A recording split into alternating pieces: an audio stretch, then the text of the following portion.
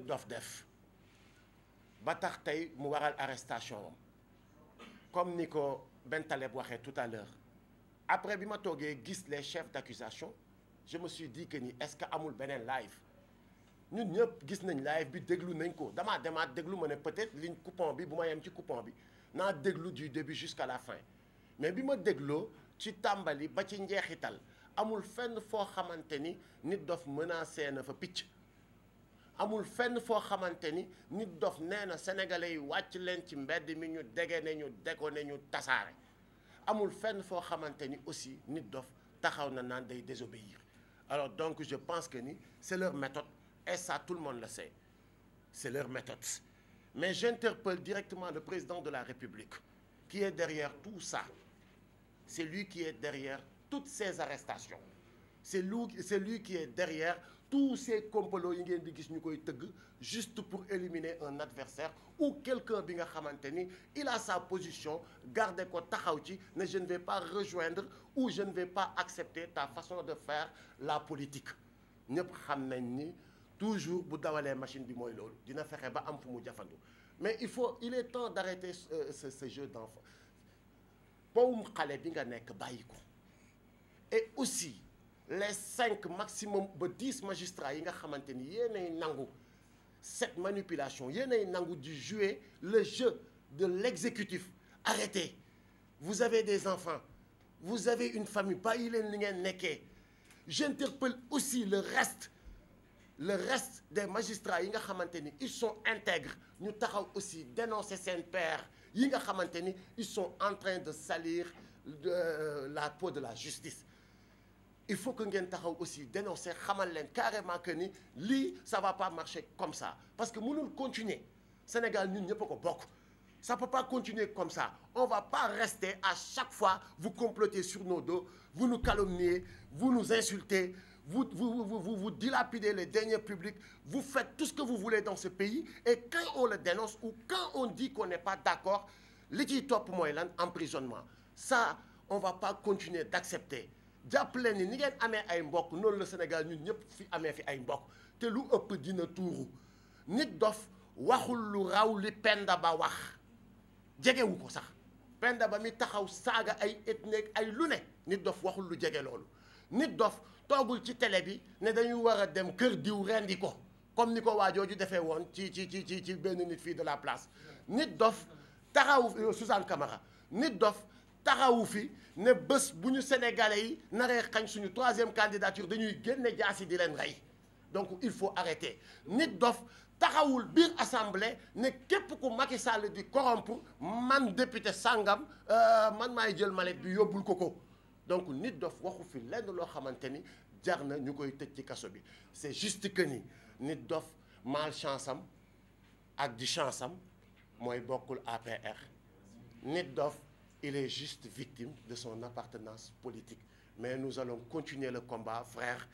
nous allons continuer de te soutenir ba keroog ngay jot sa ngénnum kaso du ma ne sa liberté parce que la liberté moom je vais le dire aussi tant que 1 an yii ñu des ak Macky Sall on va pas parler de liberté on va parler de jàkkaarloo ak moom xool nan la ñuy régler Sénégal ba bal du tàkk fetal du jib kenn du gaañu ba mu abal ñu ci njekk ak teraanga jaa ngeen jëf ak mboolem activiste ak ñi nga xam ne ci politique bi lañ nekk man nag maay ndongo di bokk ci benn groupe bu ñuy wax Daara ji Family donc nekk aussi un artiste quoi donc je pense que mbir mi gars yi wax nañ ko quoi donc man li ma gis mooy que c'est la musique qui est en sursis man lecture boobu laa am ci teg loxo bi ñu teg loxo suñu frère bi nga xam ne c'est un rappeur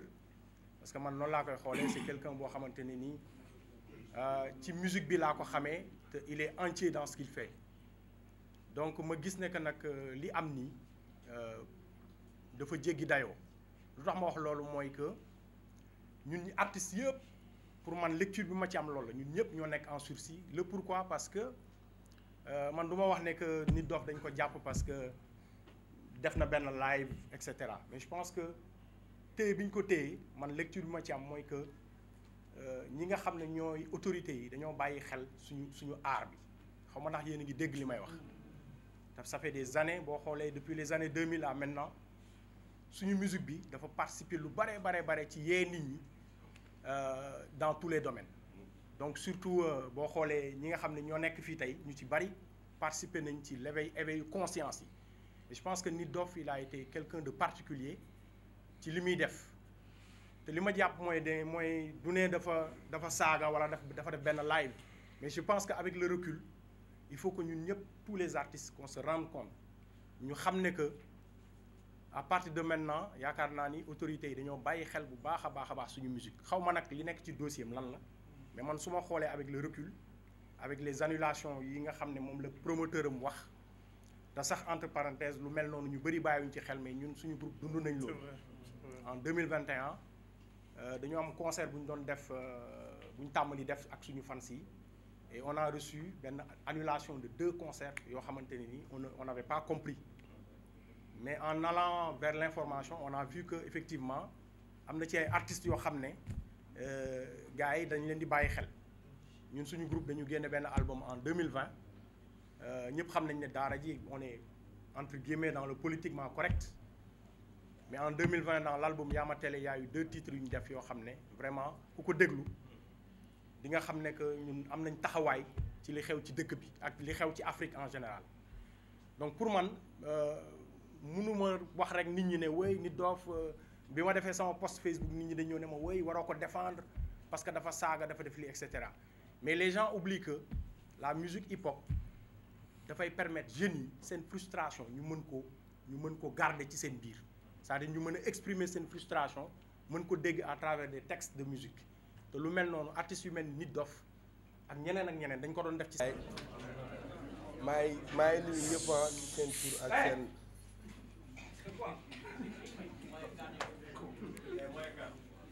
maa ngi nuyu ñëpp ci seen tur ak ci seen sant di jégalu ci retard bu ndaw bi ma xaw a accusé et je pense que grand yi ma fi fekk ak kilifa yi ma fi fekk même su fekkee ni fekkee moo seen appréciation du sujet xam naa ni mënu ma fi wax ñoom lu ñu waxul par expérience ñenn ñi xam naa ni ñoo mu jiitu ci domaine bi ma nekk aujourd'hui étant un artiste rappeur dama ñëw pour soutenir koo xamante ni sama confrère la koo xamante ni ñoo bokk ci benn communauté bi nga xamante ni ci la ñuy évoluer di aussi wax ni man bokk ci sama état d'esprit ak ci sama conviction ku nekk ci ñun am nga loo xamante ni loolu nga gëm man je pense que bokk naa ci ñi nga xamante ni fréquenté naa Nit Doff sur le plan artistique et humainement parlant toog nañ li may wax fu malaat mii mën na ko seede daaw yàggul dara bi ñuy toog di def koor gi J-pop man ak moom ñoo bokkoon benn débat ñu doon wax ci clash man Ngaaka Blindé manaan nangu naa saaga ci biir clash moom ci boppam mu taxaw ne nanguwul saaga ci biir clash parce que mun na dem ba indi ay violence yoo xamante ni mun na dem ba dépasser rap man manaan rap musique gu mbedd la kon kooku xam naa ni nekkul nit boo xamante ni dafa violent ci biir débat bi dama koy xool ndeysaan di gis nit boo xamante ni dafa am yërmande te Nit Doff cooli moo bëri rek mais ku wax ak moom ñaari baat ñetti baat ci lu am njëriñ da ngay gis xol bi day tooy wala bët yi day taa donc man personnellement et je parle au nom de toute la communauté hip-hop li ñuy ñaan mooy autorités yi fexe génne ko fi mu nekk parce que je pense du place am ñun ñëpp nag ay nit lañ étant des porteurs de voix képp nag koo xamante ni waxkat nga munoo ne bi nga tàmbalee di wax ba bi muy jeex doo juum ku nekk mun nga juum ci wax man du ma dugg sax ci ay détails Pastef la bokk wala fii la bokk wala fee déedéet nit la nekk porteur de voix di waxal askan bi di waxal communauté hip hop comme ni ko Ngaaka Blindé mën a defee ci ay son comme ni ma ko mënee defee ci ay plateau comme ni ma ko mënee def ci ay discours ku nekk mën nga wax li nga wax ëpp wala mën nga wax li nga ci jublu ak li ko nit ñi di déggee du doon benn et je pense que su demee ba nga xamante ni egg na fu mu toll ba reconnaître moom li mu def ba defaat poste jéggalu pour man autorité sénégalaise yi war nañ mën a en fait teggi seen tànk ci li ñu ko teg bàyyi ko mu ñibbi këram man loolu moo nekkoon kàddu yi nga xamante ni bëgg naa ko ci teg pour ne pas trop monopoliser parce que xam naa ni ñi war a wax ñëpp wax nañ et loolu la ñuy ñaan tey rek li tax li yëpp am je pense que comprendre nañ ko benn objectif lañ ci jublu mooy ñu génne ko fu mu nekk mu mën delluwaat ci société bi continuer waat ay activités am normalement du ma ne li mu def nit defoon na ko kenn waxu ci nit la ma egguma sax ci optique boobu nit la porteur de voix la ma xam ko man en personne xam ne nit ku bañ tout ce qui est violence la nit ku am conviction la comme ñun ñëpp je pense que fi mu nekk du place am encore une fois damay waxaat du sax ay xeex wala ay combat nañu génne nit dof fi mu nekk mu dellusiwaat ci société bi peut-être lii mooy premier acte bi bu fekkee nag autorités yi dégg nañu ba pare déggal seen ay ndaw réew déggal ay nit yoo xam ne c'est des jeunes di évoluer ci benn domaine ñii di ci yor ay yeneen nit ñii di ci dimbali seen waajur yi am ay boy yoo xamante ni nekk nañ seen ginnaaw pour man li Sénégal soxla mooy genre nit yooyu noonu ñu bàyyi leen ñu continuer seen liggéey ci société bi li nga xamante ni mooy nekk njëriñu askan bi yëpp nekk njëriñu jeunesse bi yëpp loolu moo nekkoon kàddu yoo xamante ni bëgg naa ko ci sànni pour ne pas trop dire maa ngi